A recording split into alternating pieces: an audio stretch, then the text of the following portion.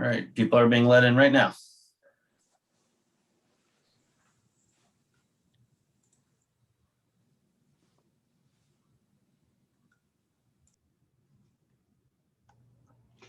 Welcome, everyone. We'll get started in just a minute.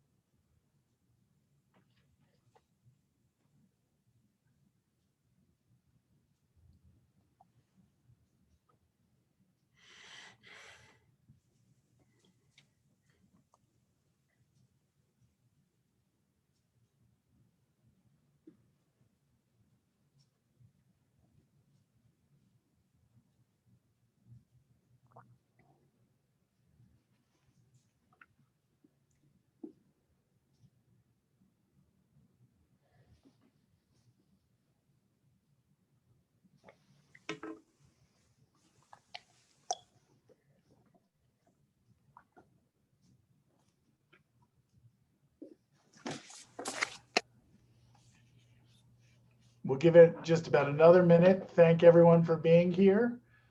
We thank all of our sponsors for their sponsorship, and they'll be listed in a minute.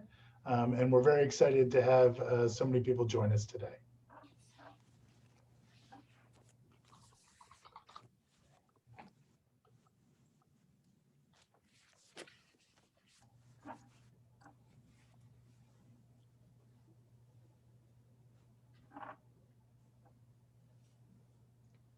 Steve, I think we're good to go. All right, well, thank you. It's a pleasure to welcome so many of you to our monthly business program today. And I want to thank you all for being here. I'm very, very excited about this program. We have Jordan Schnitzer in conversation with Jonathan Singer, and I think that it's going to be a really wonderful, informative, and interesting opportunity for all of us to learn quite a bit. I just want to take a moment to mention what's happening at the J. The governor has given us permission to reopen, and so we are working on preparing for a safe and healthy reopening and plan to open our doors on March 1st. We'll be phasing programs back, so we'll begin with fitness, and then we'll open the pools, and then we expect to bring back use of the gym and the racquetball courts and the sportsplex with soccer leagues. So stay tuned, check your email and keep your eye on our website, and we hope to see you all back on campus in the very, very near future. It's now my pleasure to introduce the president of the MJCC Board of Directors, Jason Zeidel. Thanks, Steve. Hello, everybody, and welcome to this PDX Business Zoom Series event. Steve said I'm Jason Zeidel, the president of the MJCC Board of Directors, and thank you for joining us. It's quite the crowd today. Looks like about 50 people. That's great. It's great to see so many people here, and I'm also excited to be here today to hear from Jordan Schnitzer, who has been such an important part of the MJCC over the years. Jordan was actually on the board a number of years ago when I first joined, and his family's generosity over the years has allowed the J to survive, thrive, and to be able to weather the storm that we have faced for the past year. On behalf of the board, I'd like to wholeheartedly thank Jordan for all he has done for the MJCC, and I'd like to thank our sponsors. Thanks to our presenting sponsor, Congregation Neve Shalom COVID-19 Outreach and Services, and we are grateful for our newest sponsor, Russell Hosner LLC, and our other series sponsors, Richard Barker, Wealth Management Advisor at Merrill Lynch, Barry and Carla Benson, First Republic Bank, Gewurz Menashe, Portland State University, Jonathan Singer of Barg Singer PC, the Jerry and Helen Stern Grandchildren's Fund of OJCF, Stuart Gordon Strauss, Architect PC, and Turner Construction Company. Now it's my pleasure to introduce our moderator. Jonathan Singer is a real estate and business attorney who delivers big firm experience in a boutique setting. Jonathan regularly counsels developers, investors, property owners and purchasers, small business owners, lenders, borrowers, landlords, and tenants on a wide range of complex real estate transactions and disputes. Jonathan also assists clients in the negotiation of various forms of agreements, including easements, licenses, listing agreements, operating agreements, options agreements, and liability waivers. Before joining Barg Singer, he practiced law in the Washington, D.C. office of O. Milvaney, a global law firm, and in the Portland office of Miller, Nash, Graham, and Dunn. Prior to beginning his legal career, Jonathan was a political consultant and writer, in which capacity he interviewed high-profile political figures ranging from Barack Obama to Bob Dole. Jonathan is a fifth-generation Portlander who grew up at the MJCC and who graduated in the first class of PJA eighth graders, where he remains active in civic and community affairs. Jonathan? Well, thanks for having me. And Jordan, thank you for being here with us today. We could have dispensed with the introductions, I suppose. This is JS and JS in conversation. I understand that the board reached out to Jerry Seinfeld, who was unavailable, reached out to Jason Sudeikis, Joe Scarborough, and several other JSs, but settled on me. So thank you for joining us. So Jordan, I think back to a few years ago, and I can't remember if it was a Portland Business Journal breakfast or one of those type of events. And you said something that stuck with me. And it was, and I'm paraphrasing because I didn't take notes at the time, but it stuck with me.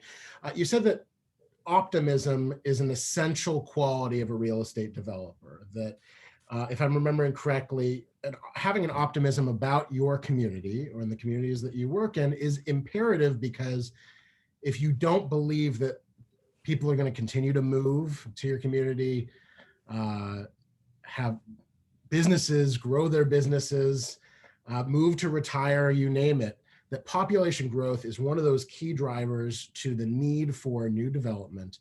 And so I hope that I am, I think you said it better than I did at the time, but that was the general sense. So I guess the place to start is, are you still optimistic about Portland, Oregon? I think the optimism is a key quality for all of us every day, because I think I'm as challenged as anyone by a number of issues circling above us. The COVID, the political dynamics right now, irrespective of whether you're a Republican or Democrat, the Black Lives Matter, the income inequality, there are all sorts of challenges to us. Those challenges may be a bit greater, maybe a bit less than challenges that our fathers and mothers and forefathers and foremothers faced before. It's always hard looking back in history to get a perspective when you didn't live through it yourself. But I think unless we're optimistic, because we all, no matter what challenges we're facing, we're all so lucky. And I know that when I bitch and moan and so forth, I have another voice that comes in and says, okay, are you done yet? You want to whine and moan some more? That's fine. Let me know when you're done. I say, I'm done. And then it starts off with the big things. You're healthy. Your kids are healthy. We're lucky enough to have a roof over our head, food on the table, and those bigger perspective things that I think it's so easy for us to take for granted all the time. Now, in terms of business, so the optimism applies more than just business. It applies to our whole lives. I can't imagine waking up and not feeling optimistic about something, no matter how challenged we are at the time. In terms of real estate, a quick example would be this. If we picked a village, a community of 10,000 people, and there was no net growth, and you had the same number of people who die as are born, okay, there really wouldn't be a need for a lot of new real estate.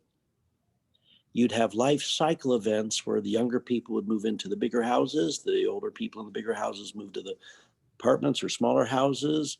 You'd certainly have businesses that might need to reconfigure their sales office, manufacturing, distribution, whatever it is. And certainly for whether it's retailers, grocery, whatever, hair salons, whatever, they might want to reconfigure things. But you wouldn't, by nature, need a lot of new stuff unless something really became obsolete. So we've been lucky in this country, and especially we focused on the West Coast, where my father started out of Portland, that there's been strong demographic growth. I remember as I watched my father, I started working when I was 14. I was a janitor, I was a painter. But even then, when he would take a trip to Seattle or San Francisco, I'd put a suit on and go with him and follow him around and watch him. So I did get an awful lot of business experience quite young. And I think my father could be best described as a bottom fisher. He'd write tons of offers, of low price offers, and every once in a while we'd get something. And usually it was a pretty good deal, but once in a while it wasn't. So one of the lessons I learned early on was that sometimes markets take a long time to reposition and change. And you can be too early, and certainly you can be too late.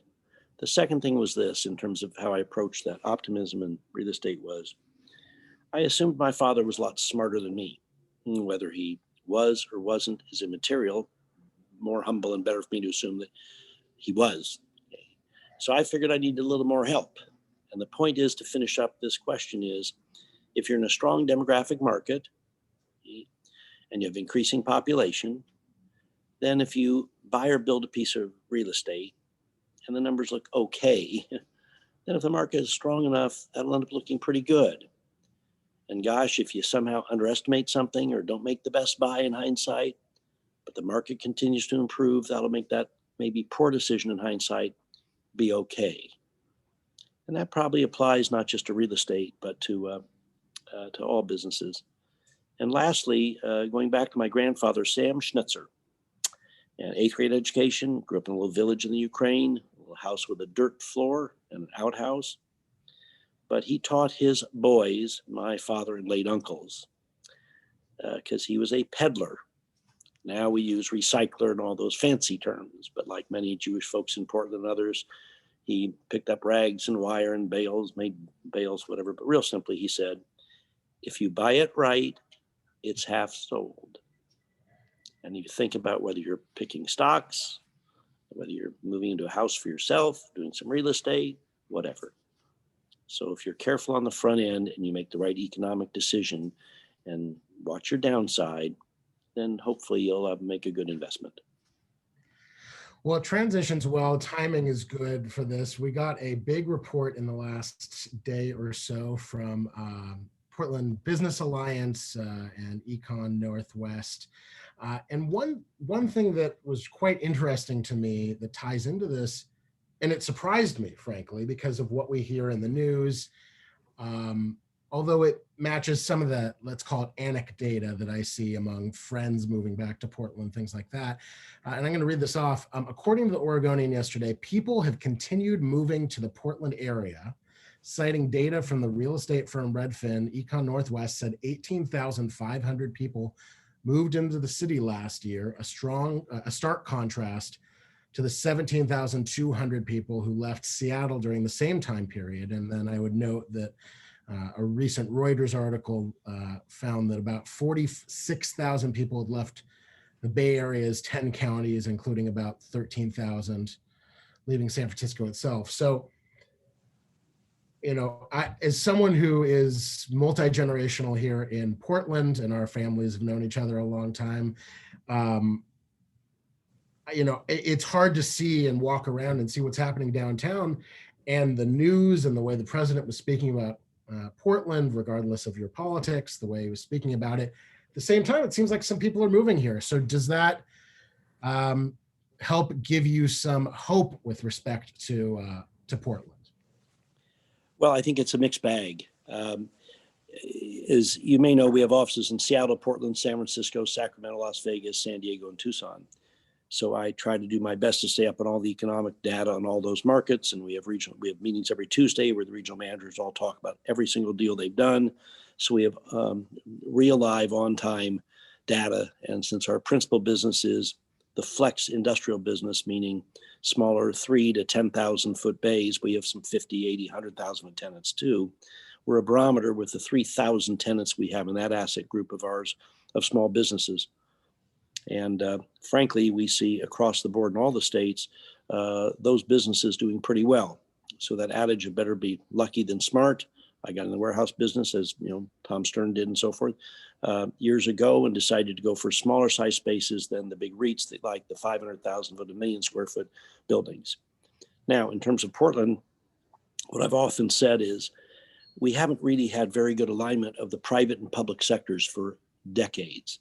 We can go back to Neil Goldschmidt time when he brought lots of people from the community into commissions. And I served on a couple of boards that brought light rail, chaired the commission that brought light rail to Portland, and then figured out where it would go once it hit downtown. And then whether it should be underground or above ground. There were lots of involvement for a lot of reasons, and we could take hours talking about the political situation in Portland. But if there were one thing that disturbs me the most, is I think the arrogance of most of our politicians, that they don't reach out to a number of us. Because individually, some of us may be smarter, less smart, whatever.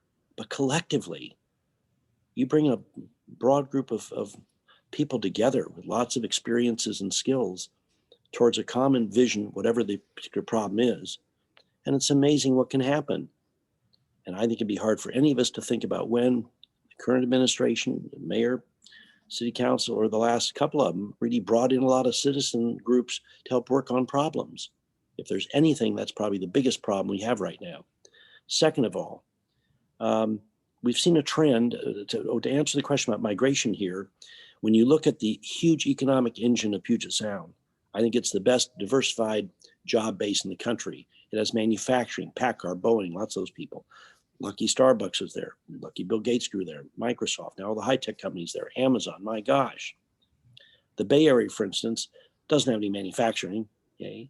Doesn't really have any distribution, but it's the intellectual capital of the world with Stanford and Berkeley and Lawrence Labs and so forth. So the fact is, if you look at the housing prices, okay, and you look at the rent levels for apartments in both those places, San Francisco surpassed New York with an average rent up until about 8 months ago. It's down about 17%. It was like $4,000, $4,100 a month. Seattle basically hit about the same thing. So you look at what the income needs to be. And while we used to use years ago a rule of 25% of your income towards your rent or housing prices, that obviously went by the wayside a long time ago. People spend a higher percentage because a lot of younger people don't have cars and spend money differently. But even so, you look at what the income has to be to afford those rents. So therefore, a lot of first younger people realize they can't live as well as their parents in the Bay Area, Puget Sound, LA especially. And Portland's become a mecca for young people because it feeds upon itself. The whole East Side expansion that we never imagined would take off the last 15, 18 years as it has. So economically, this has been an attractive place to be. Second, we've seen that most of these younger people come here without jobs, and that fuels working for a lot of the clothing companies, shoe companies, a lot of the things that we are more unique for than many other cities. Same time, we see a political change in most of the cities on the West Coast across the country. It's been years since we had a business person, someone that ran a business, hired people, had to fire people, had to develop plans, work on budgets, really as a city commissioner or mayor. What you've got is some very well-intended people who are social activists. They've been running organizations that are important to a community, but it's a different kind of experience base. So I guess what I would suggest with our present city council, and the same could be said for San Francisco and Seattle, is not only do they not generally understand business, they are antagonistic towards business or don't care. And ultimately, it is the businesses that employ people, that create the wages, that pay rent, buy houses, buy cars, buy groceries, buy toilet paper, buy everything. And that's a trend right now that is really, really, really disturbing. In Portland in particular, I know that everyone on this call has gotten calls from friends around the country this past year and saying, what's going on? And I'm sure all of you like me have had to say, I don't even know how to describe it to you. We have protests for 140 nights. We have a DA that says he's not going to prosecute anybody. We have police that at times have been abusive, at times have been abused by the protesters. And you sit there and say, well, are you in danger? You'll say, no, it's 11:30 at night. I'm in bed at home. No, this is 3 blocks downtown.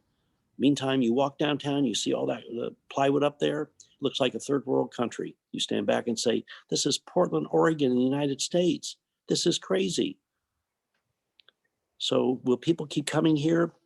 I think there's been a huge exodus out of California. That's helped us with our Las Vegas, Phoenix, Salt Lake businesses, properties there. So Portland will still be attractive to people, but not, I think the bloom is off. The image right now of Portland across the country on the investment side is horrible. Yeah, ULI's study shows that Portland was number 3 just a few years ago, and it has consistently been in the top 10, top 20 investment locations in the country, and it dropped to 66 out of 80 locations this year. But I still am seeing deal flow here, and as I suspect you are, so I don't think it's totally turning off the spigot. But I think to what you're saying, that really is the national sentiment. And do you think that there is a way to combat that, or do you think it will take until there's a reinvigoration of the urban core, which may take everyone getting COVID shots and things like that? How do you see us getting out of this situation that concerns you? Well, I think our urban properties in the suburbs are doing great. There's been a flood of people from them. I can tell you this: we've got about 800,000 feet of office space in the downtown metropolitan area. We had one tour last week, but we had not had a tour of a tenant looking for space since March. Now, how much of that is COVID? How much of that is the political thing? It's a combination of both. But right now we're up to, in Portland, so far about 2 million feet of sublease space. In other words, we've got a 30,000 foot vacancy. Right now there are 30 options for a tenant looking for that kind of space. And so let's do a real quick analysis as to what happens with the office market. Okay, you got a 5-year lease and you've got 3 years left to go, and you've had it downtown with these protests and whatever. And you, by God, you want to move to Cruise Way, and you call a broker firm up and say, we want out of our lease. Go try to sublease it, and you're paying $30 a year. Well, you got 3 years left. The broker comes and says, hey, I can get someone that will pay you $18 or $20. And you say, God, that mitigates my damages. Let's take it. Now, in the meantime, the landlord that has another space vacant that was asking $30 is now competing with a sublease space at $18. So the top 5% of pricing in real estate and every asset class. So you remembered one thing from my Portland Business Journal talk, remember this thing. The top 5% of pricing, whether it's silver, gold, copper, doesn't matter what it is, controls the pricing of the other 95. Apartment rents come down. The tenant that could afford a B apartment now can move in the A apartment. The tenant that was affording the C apartment moves in the B apartment. So just as rents go up, they also can come down. I think we will get to, I think right now we're probably at 20% office vacancy downtown. I think realistically it's probably more like 25, and you'll probably get to 30. It's going to be a bloodbath for people with offices, let alone the impact of COVID and how people will go back to offices and work in more space, less space, work at home, whatever. So the suburbs are strong. Portland's not going away, but this isn't a 6-month or 12-month problem. This is, I think, 2-3 years. And I think it's going to take, maybe it's like, I think we've all known some people that unfortunately are alcoholic or drug or whatever. And sometimes it takes that hitting bottom where suddenly there's a realization, I don't want to live like this anymore. The problem I think we all have is a number of our landlords downtown have gotten together and talked about the problem.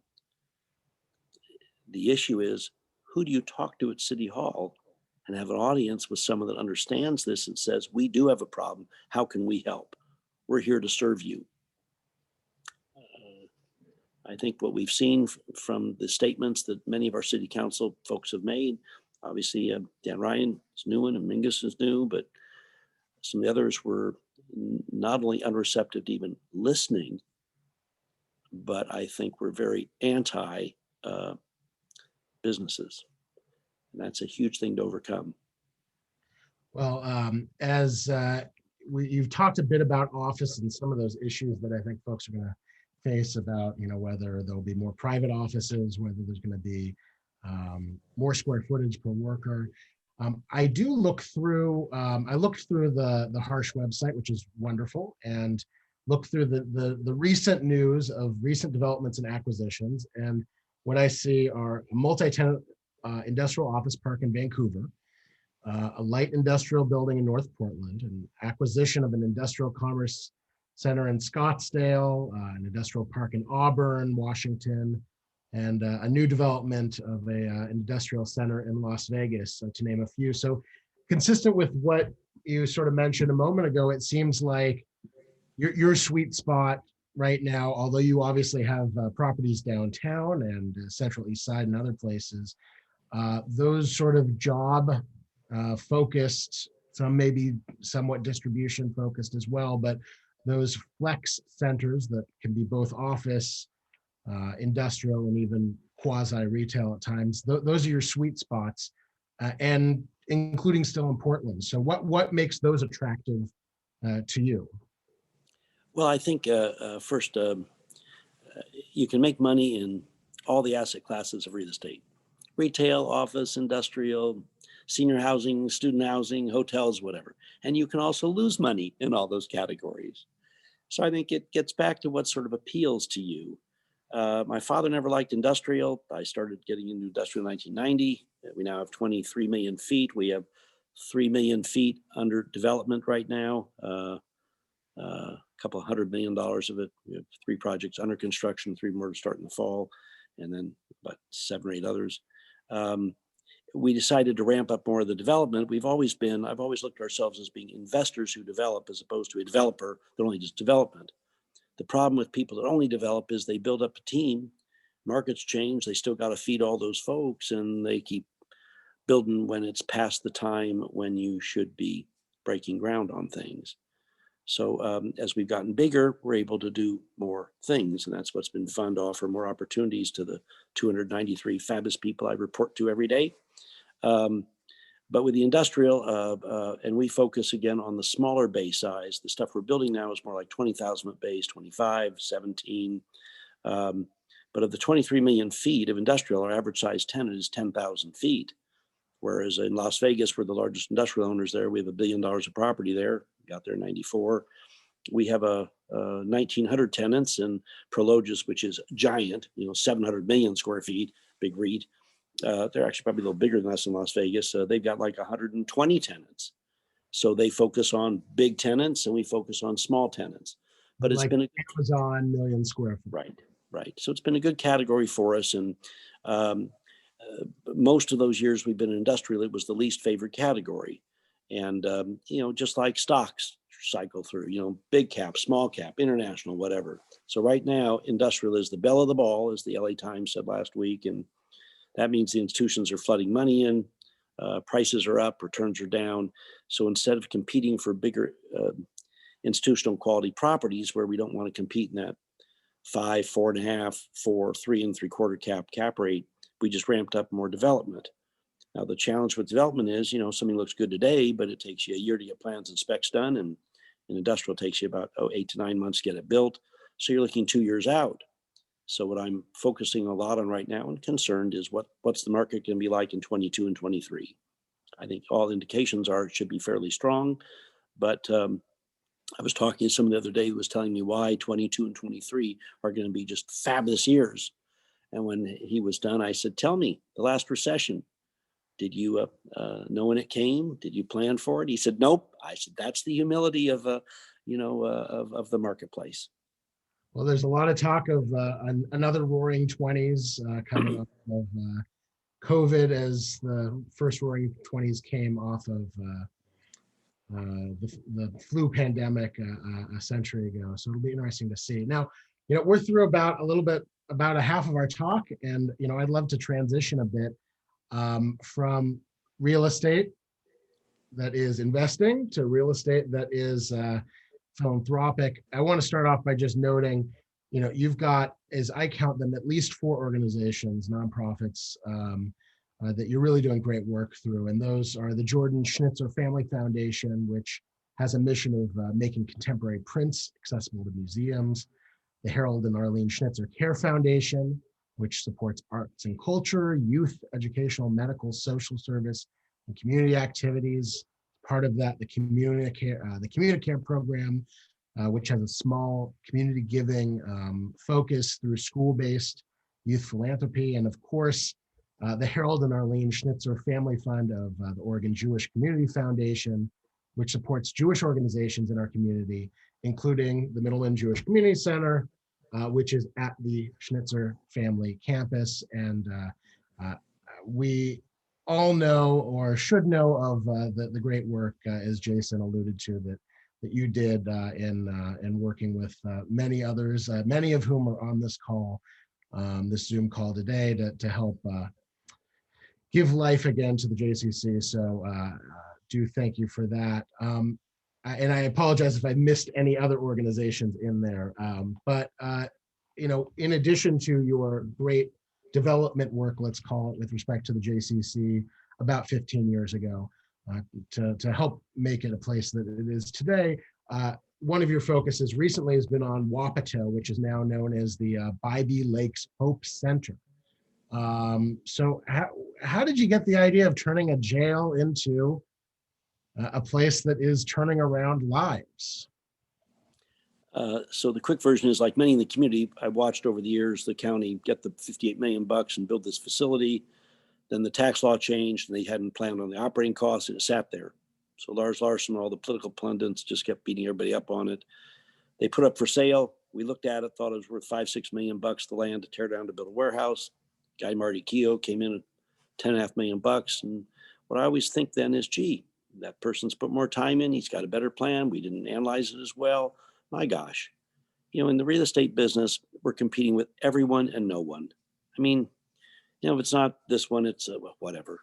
So then when he reduced his price and said he couldn't pay the 10 million and paid 5 million, I called Graham Colton, the broker, and I said, hey, why can't we all bid on it again? He said, well, now the county's got it tied up with him. He'd like to talk to you. He came in, and long and short is we basically created a transaction where we ended up buying it. First call I made was to Homer Williams, old friend who was getting involved with the homeless. I then called Kate Turan of Volunteers America. I said, geez, we're going to work on plans to build a warehouse, but geez, when I've walked through this thing, it has 9 dorms, huge kitchen, workout areas, administrative areas. My gosh, we got a huge homeless problem. We worked for 2 years with one organization after another. For the life of me, the county, Deborah Kafori, hated this project, wouldn't touch it. Wouldn't even, I've never met her. She refused to meet with me. I mean, I didn't call to meet her. Some other people said we should meet, whatever. For any politician in this community to not want to meet with citizens who are active doing things, whatever. So finally, I quickly got a call from my friend Willis Van Dusen, the mayor of Astoria. I've been involved with Astoria for 30 plus years.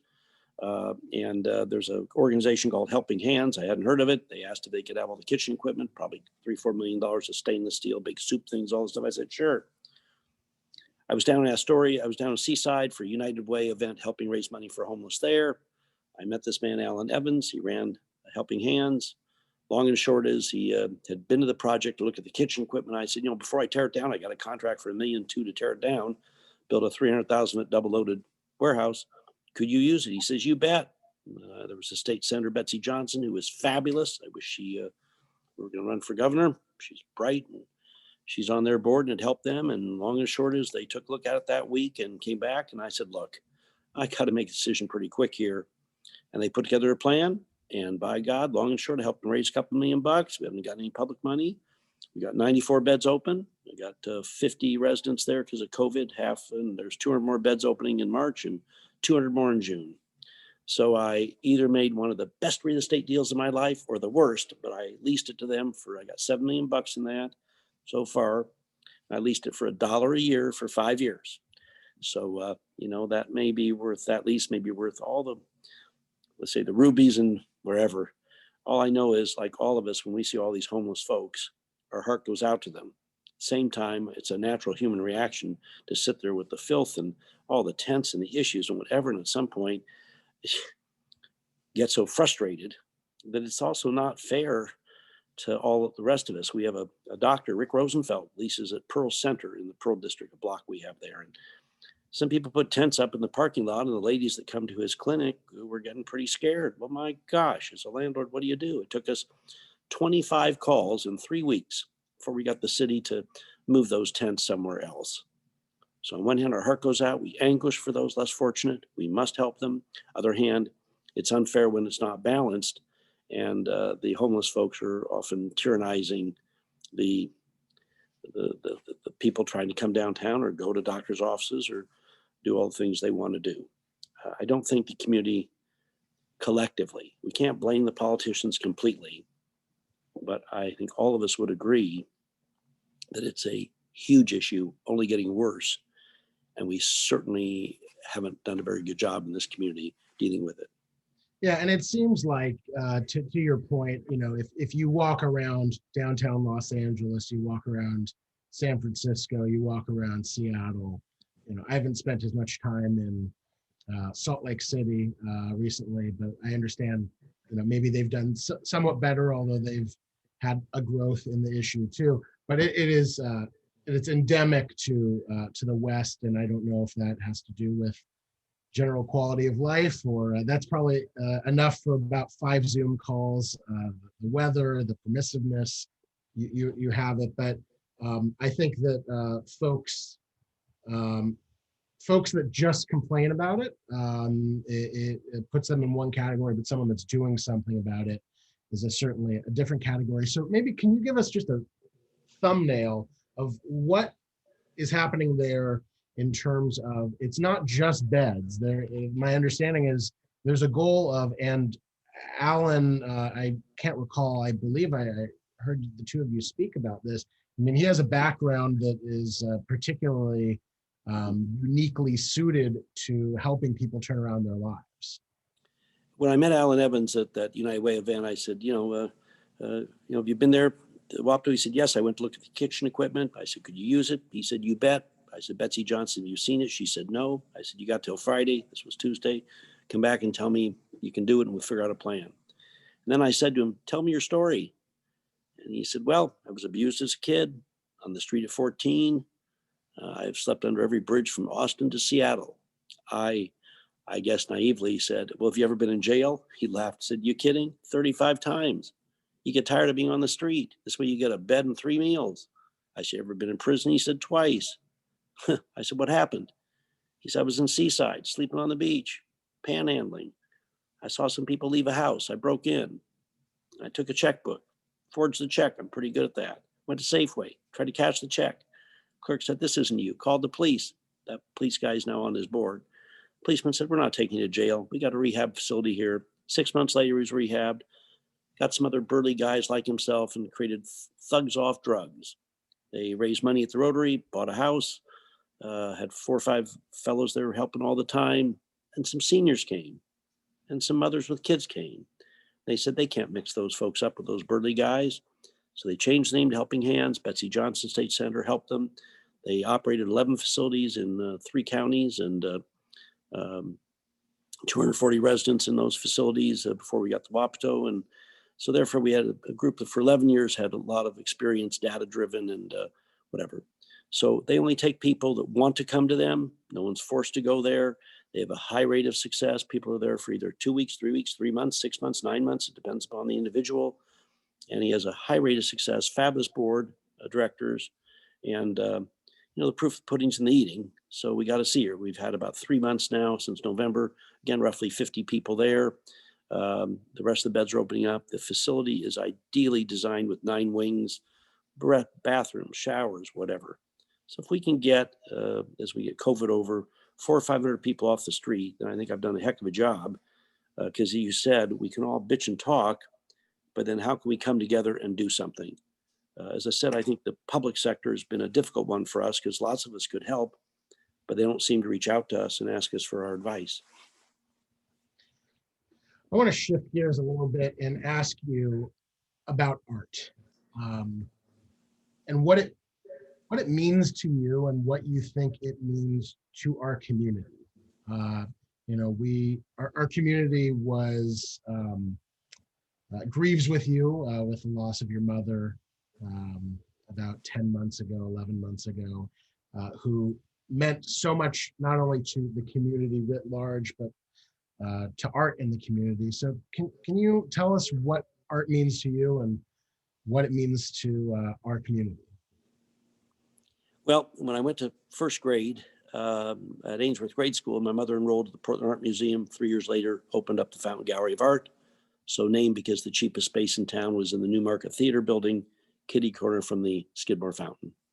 So I was lucky that our home then suddenly became filled with art. And I used to go to the artists' houses and play with their kids.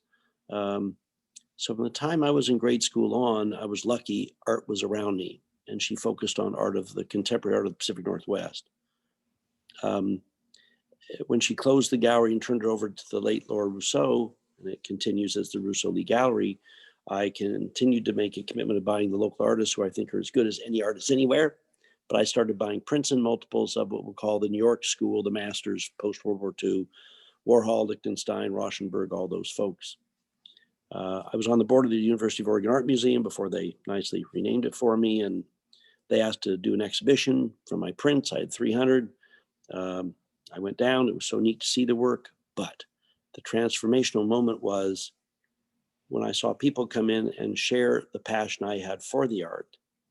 A light went off and I thought, boy, they could put a mission to the madness. I like buying the art. I like sharing it. I certainly have blown through my walls before I was out of college. So it wasn't like it was all going up on my walls.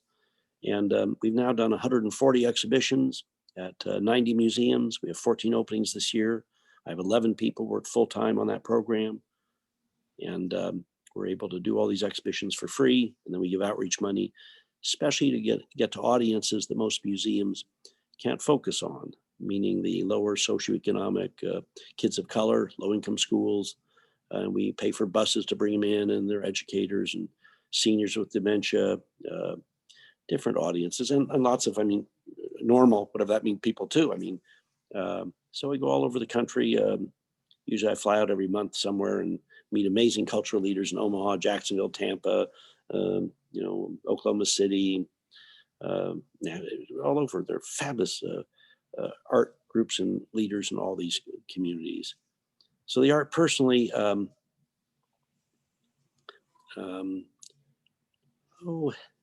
like art that challenges me, that grabs me and shakes me up. And I think what I've said so often about artists is they are always chroniclers of our time, no different than New York Times editors doing an editorial. They're supposed to force us to look at social issues of our time and think about our values. And especially right now, there's so many amazing artists that are doing that.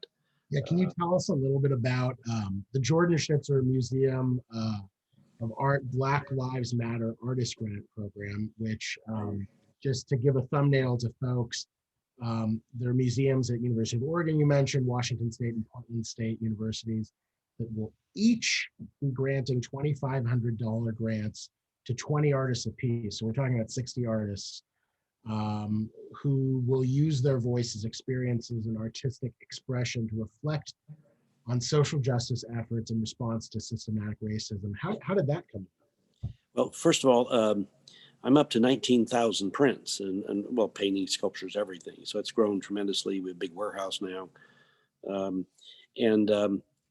There are a lot of other people in the country that spend more money than I do on art of artists of color. But I'm not sure, because I buy prints and multiples that are more affordable, I'm not sure anyone buys as much stuff. And I'm not sure anyone has had as many exhibitions around the country of the leading African-American Black artists, Kara Walker, Alison Sarr, Leonardo Drew, Hank Willis Thomas, on and on. So the themes of Black Lives Matter are themes which we've been pushing to the forefront for years. Usually these exhibitions will fund a symposium, bring Black and white leaders together, others, people of faith, whatever it is, universities, lectures, talks, and so forth.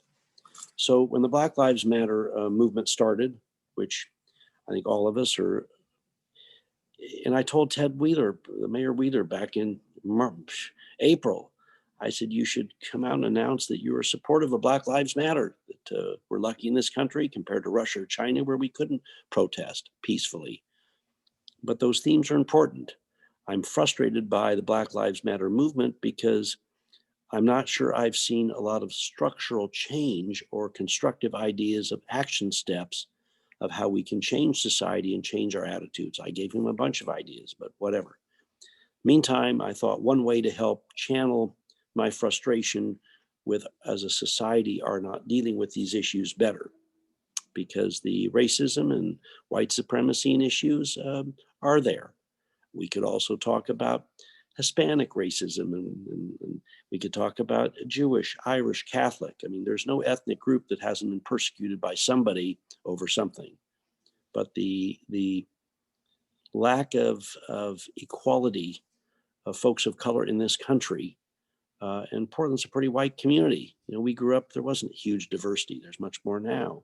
But the magnitude of it does stand out as something that we can't be proud of and need to change. So what I decided to do with the 3 museums, because artists are back again being chroniclers of our time, is fund $50,000 at each museum. And we had about 250 submissions at each one.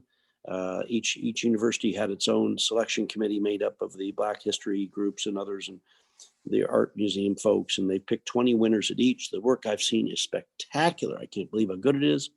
Each museum is working on falls for the show, and we're coordinating conversations now about how we create symposiums, how we get those artists to talk about their work, others to come in, how we use this as a learning, teaching, healing moments for us to, through the art, come together as a community and hear how artists approach those themes and what we can take away from it for our own values and for our collective community values. This transitions well. I will note that there is a Q&A box that we'll start to get to. If folks do have questions, feel free to place in the Q&A. We'll try to deal with them as many as we can in the last 10 minutes or so here that we have. Briefly before we go to them, I do want to ask you also about the Jordan Schnitzer Book Prize that is connected to Jewish learning and Jewish books. Can you tell us a little bit about that? Sure. Years ago, when the University of Oregon was having one of its big campaigns, I was on the University of Oregon Foundation Board. The late Dave Frohmeyer said, well, what do your parents want to contribute to the university? I said, they don't have much interest in U of O. I do, but they don't. I said, the only thing I can think of would maybe something Jewish, because my father loves his Jewish background, history. He planned on being a rabbi till he was 16. He led the junior congregation back in South Portland and whatever. Dave Frohmeyer said, we're the only Pac-8 school then at that time that doesn't have a Jewish studies program. I said, well, let me talk to him. My father said, talk to your uncles. I talked to my uncles. They said, let's do it. Then one by one, they bailed out. I said, Dad, what do you want to do? He said, yeah, why don't you put it together? And then Portland State came, Lewis and Clark came, whatever. So we created a Harold Schnitzer Judaic Studies program at U of O, one at Portland State. I'm proud the one at Portland State has flourished and grown. The one at U of O has not. In the meantime, the first director back 15, 18 years ago of the U of O one was a woman named Judith Baskin. She was a niece of the famous Jewish artist Leonard Baskin, but she was the incoming president of the Jewish Studies Association, which I'd never heard of. But like every group, everybody has their own associations. So I thought, well, how can we help promote these Judaic studies programs? Long and short is we created a book award prize, the Jordan Schnitzer Book Awards, which now has become the most prestigious book awards in Jewish studies. And the quick version is there are 8 different topics. They pick 4 a year. Professors and others submit their books. The books are very topic, so they're read by peers in that area, modern Israel, biblical this, what the Holocaust. And we give them prizes. We spent $150,000 a year on that. We're ramping that up a bit. It's actually $200,000 now. So we've been pretty quiet about it in the community here, but I guess I always thought about how I would be involved nationally in some Jewish things. I was on the Trust for Jewish Philanthropy, which was a big thing about 15 years ago. It sort of imploded. One thing I realized, Jerry Stern was on the National Federation Board and whatever, but when you're from the West Coast, unless you're really there on the East Coast, which is sort of the center of the big Jewish organizations, it's tough to really be super involved. So the idea of being on a national United Federation or some of those things, it didn't make sense. This is a unique niche. I love the scholarship. It is fascinating. Obviously, professors lead different lives than some of us, and they do 5 years of research on very esoteric topics often, but it helps further documenting the history and contribution of Jewish people to culture, science, philanthropy, business, whatever. So it's not a religious program, it's an educational program. And we have a lot of ideas about how to expand that further. There are 2,400 members of the Jewish Studies Association from all over the world, every major university and minor university. So it's actually given me a lot of satisfaction to help make a fairly big impact in a narrow area, but a significant area in the history of Jewish people. We've got a question from, well, we've got several questions, but we'll start with one from Natan Meir, who is, he writes, as a faculty member at PSU, I'm particularly interested in the role of higher education in our city's economy. Can you say something about this, especially with PSU and PCC facing steep enrollment drops due to COVID? Well, we can talk about the debate that has higher education been over expected in terms of what you make and salaries and so forth, and is it worth the huge student debt and so forth.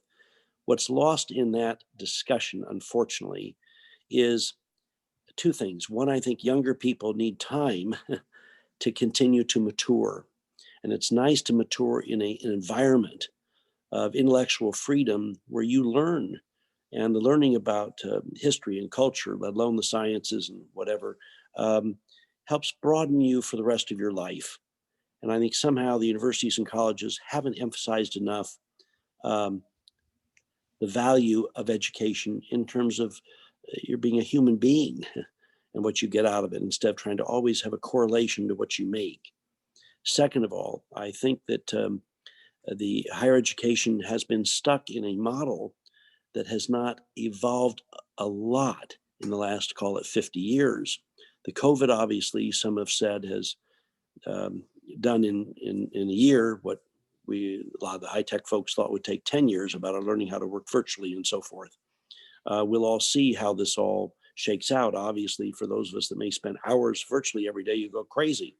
But in the meantime, back to higher education, I think it generally now needs to face a challenge of how do we prepare younger people with the same kind of mission they've had all along, okay, to be the best and brightest problem solvers, whether it's in science, medicine, history, teaching, whatever the roles are of the lives people want to lead, but do it efficiently and cost effectively, and adopt a lot of the new methods of communication.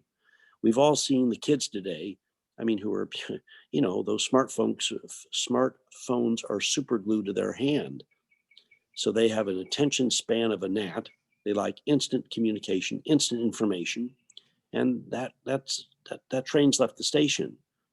So how do universities and colleges now adapt from a market standpoint to continue to deliver amazing education, prepare young people to face the challenges they're going to face, and help them have the best quality of life as individuals of appreciating history, culture, legacy, English, art, whatever. Certainly this COVID has stressed all the universities, colleges, all the civic organizations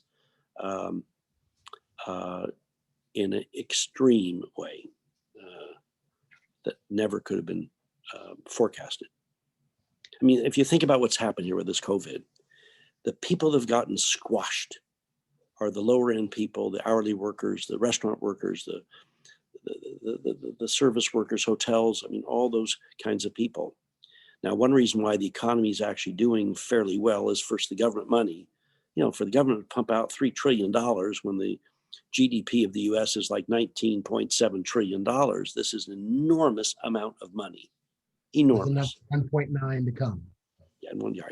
And on the same time, the 10% that are unemployed are generally the people on the lower end. And their purchasing power was more limited anyway because they didn't make as much money. That's why on one hand, we see these high unemployment rates that aren't good, but they're affecting, unfortunately, a particular socioeconomic group a lot more than a lot of others. That's why you see in the suburbs, the shopping centers full, sales are up, grocery sales are up, but you know, people, credit scores are up 40 points. Consumers paid off 1.3 trillion of consumer debt in the last quarter. So the COVID thing has affected that end of the socioeconomic spectrum terribly. and nonprofits and educational facilities in a extraordinarily terrible way. Another question we've gotten relating to philanthropy from the Jewish Federation. Outside of your parents, who are your role models in philanthropy?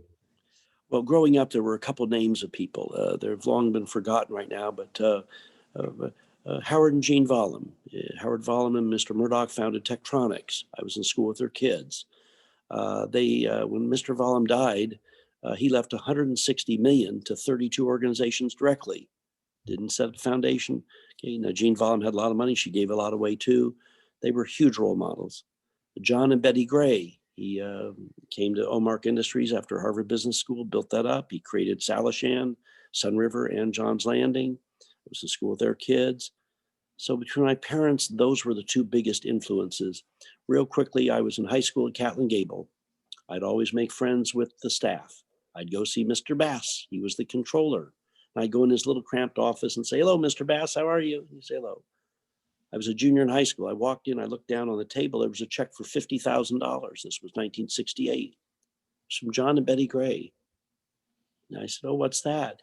He said, "Well, it's really confidential. But as you know, Mr. Gray is chairman of the board. And he and his wife, Betty, write a check every year to cover the deficit of the school." Now, $50,000 is still a big check, but in 1968, it was a bigger check. And I thought to myself, wow, you can be a business person and help support other organizations and make a big difference. Now, the next day when I was called into the principal's office and screamed at and told to never go into Mr. Bass's office again, they made me tell with him, because I should have seen that. That the school doesn't refuse you to go into the controller's office. So I was fortunate when John Gray and Betty Gray got some awards. They asked me a couple times to speak, and I was able to tell this story. But that story had a huge influence on me. Okay, and therefore this idea of giving back. You know, my parents, when they were first married and so forth, they didn't have a lot of money. They weren't giving money away. They worked on a lot of boards. My father was head of the Jewish Education Association for 14 years, which ran the community-wide Hebrew school. He was on the board of Sheratori. He built 2 synagogues at Sheratori. He built the MJCC, head of that committee. Only later in life did they begin to have financial resources where they could be more philanthropic, money-wise. Couple of questions. Can you stay an extra maybe 5 minutes? Oh, after? I stay as long as you want. All right. Well, we won't impose too much on your time, but we have a few more questions, and it looks like most of the participants are still here. A couple of questions that are sort of connected. We have an anonymous attendee and Ken Zeidman, similar questions. If you were mayor, what would you be doing to address the homeless issue? And similarly, what should Portland be doing to be more business friendly? Well, again, I'd love to talk for hours about some of this. What I do immediately is I would do this. Okay. Remember I said before the arrogance of our politicians. Okay. What I would do right now is I would call a task force together, okay, which I'd call Kay Tran, Volunteers America, head of Salvation Army. I'd call in a couple of hospital groups. Okay. I'd call in the Helping Hands and Central City Concern. I'd say, look, folks, and I'd say, you got 2 weeks to come back with some answers. Okay. Instead of we politicians deciding what is best, let's go to you, the providers, and tell us how can we support you to tackle this problem. Okay. I want to have a 90-day, 6-month, and 12-month project. We've got to get these people off the street now. Okay. We got to get them into some sort of facilities. Got to get some training programs. Okay. My gosh, the Alan Evans, smart as can be. He's been there on the street. When you talk to him, this isn't someone that has a PhD from school about social, gerontology, whatever. It's a guy been on the street. When you talk to him, it's no bullshit. And there are others like that. Kay Turan had a fabulous proposal for Wapato. Okay. Deborah Kafori wouldn't even meet with her. Well, this is a $23 million organization, gets most of its fund money from the county, so she couldn't really complain much. Does a heck of a job with alcohol rehab, drug rehab, after-school programs. I've gotten an award from them, so I studied their programs. There are a number of good providers. Why don't we go to them and ask them quickly, tell us what we need, and let's tackle this right now. We keep seeing all the money that we've approved, but we don't see on the street a lot of change, do we? You go out to Delta Park, my God, you go to a lot of these neighborhoods. That's the first thing on the homeless I'd do is I would reach out to the private sector and bring those people in and empower them. Instead of trying to be the hero and try to tell everyone what should be done when that politician may not have a lot of hands-on experience as to how to solve that problem. Go to others who are specialists in that field. I want to ask you one more question before I hand it back over to Steve Albert or Jason Zidell. And that is also something queuing back, and I don't remember if it was the Portland Business Journal breakfast or if it was at the Milk Carl Awards or one of the events that I've seen you speak at over the past years. If you can just leave us with what fundraising philanthropy means to you. I remember also something sticking with me that you said that, people don't go around saying, well, at least people in Portland maybe don't go around saying, I got this much money and I spent this much on this and this, but you can say with pride, I raised this much money to save the JCC, or I raised this much money to give to more recently the dancers at OBT who aren't able to perform ballets, or the symphony members who aren't performing at Oregon Symphony. What does that giving give to you as the donor and the fundraiser? Well, you're referring to at Christmas time, we give $1,000 to 78 symphony musicians and $1,000 to 18 ballet dancers, because we're close to both those. And I called the heads of those up and I said, how they all do? And they said, they're just really down, depressed. And, most of the symphony people, they don't make that much money from the symphony. They all have to teach, and teaching's stopped with COVID. So it was nice. And I got wonderful letters from all those folks. But what does it do? I think in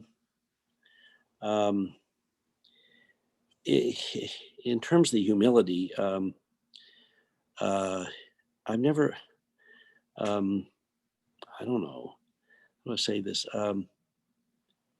The more you do, in terms of my case, I believe, in terms of how I feel internally, is the more humble I am, the more feeling so blessed and lucky to be able to do these things to help other people. And it's almost embarrassing when they're trying to thank you when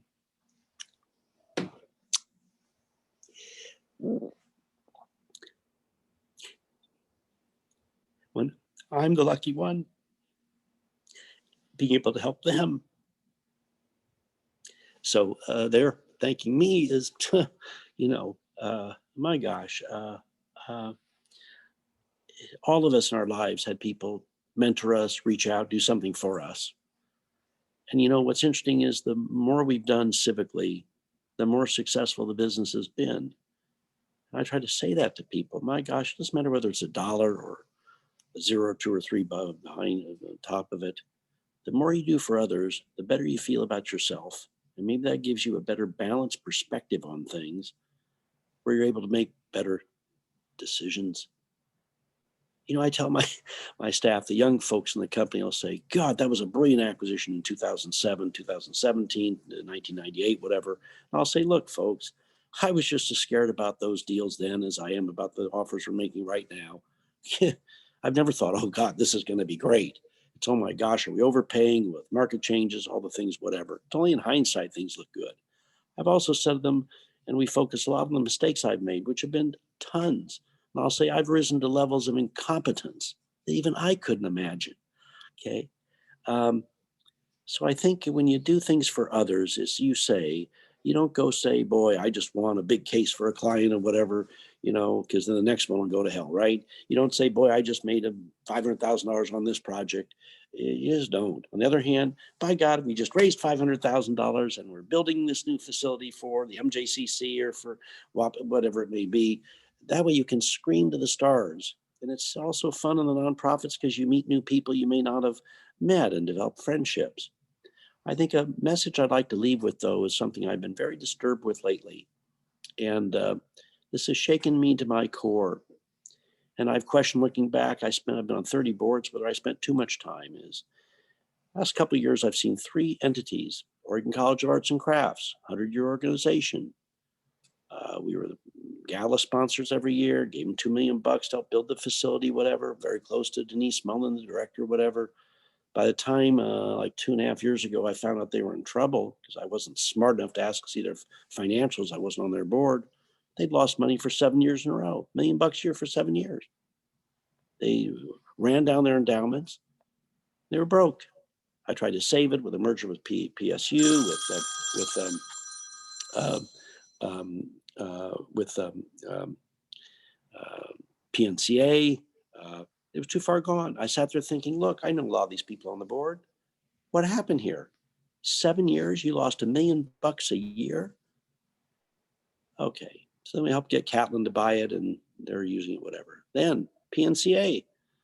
My mother went to art school there when it was Portland Art Museum Art School. Well, in the end, by the time I got involved with that one, they'd lost $12 million.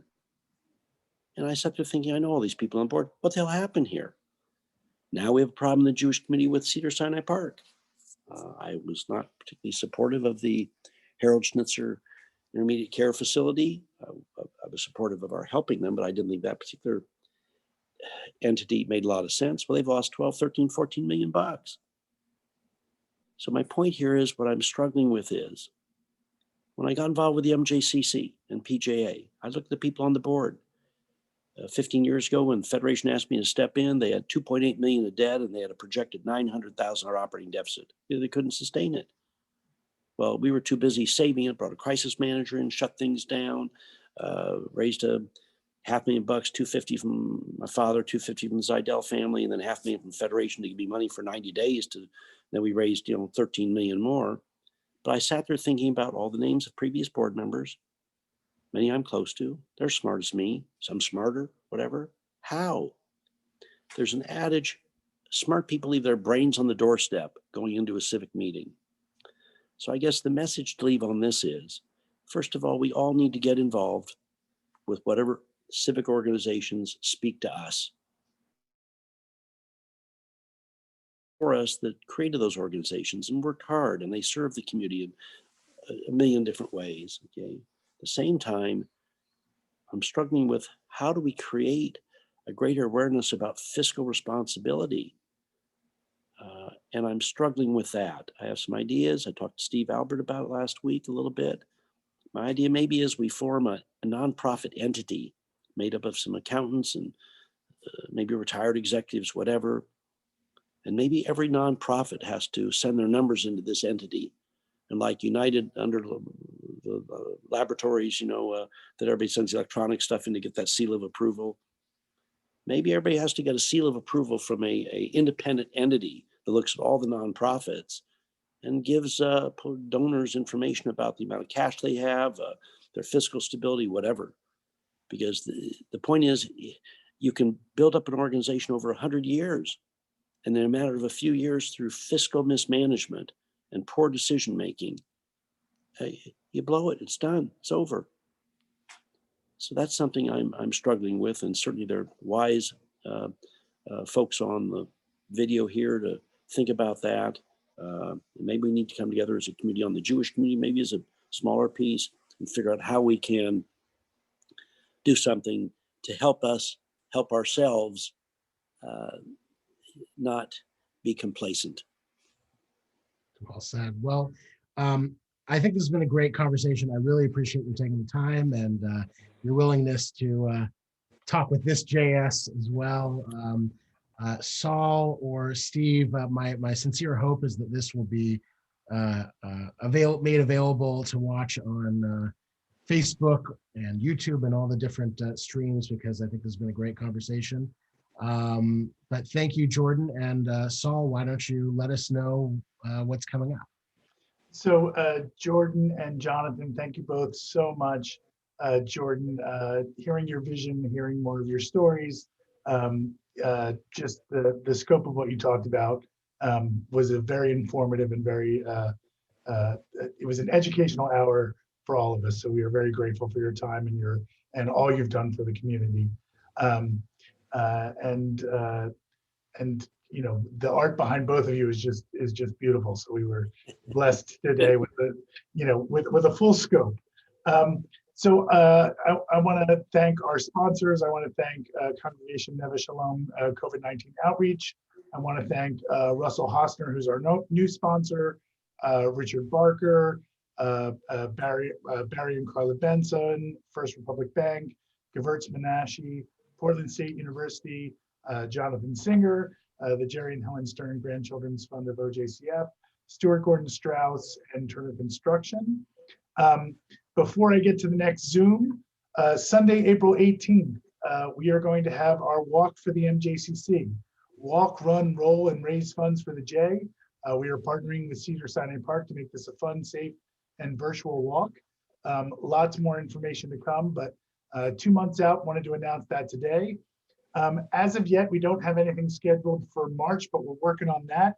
What we do have scheduled is May 20th, 2021, the Oregon Beer Business, moderated by Sonia Marie Lycum, founder of Lycum Brewery, with panelist Ben Edmonds, founder at Breakside Brewery and a former JCC employee, Kristen LaRue, executive director of the Oregon Brewers Guild, and Brian Yeager, author of Oregon Breweries, Red, White, and Brew, and the creator of the Baker's Dozen Donuts and Stouts Festival.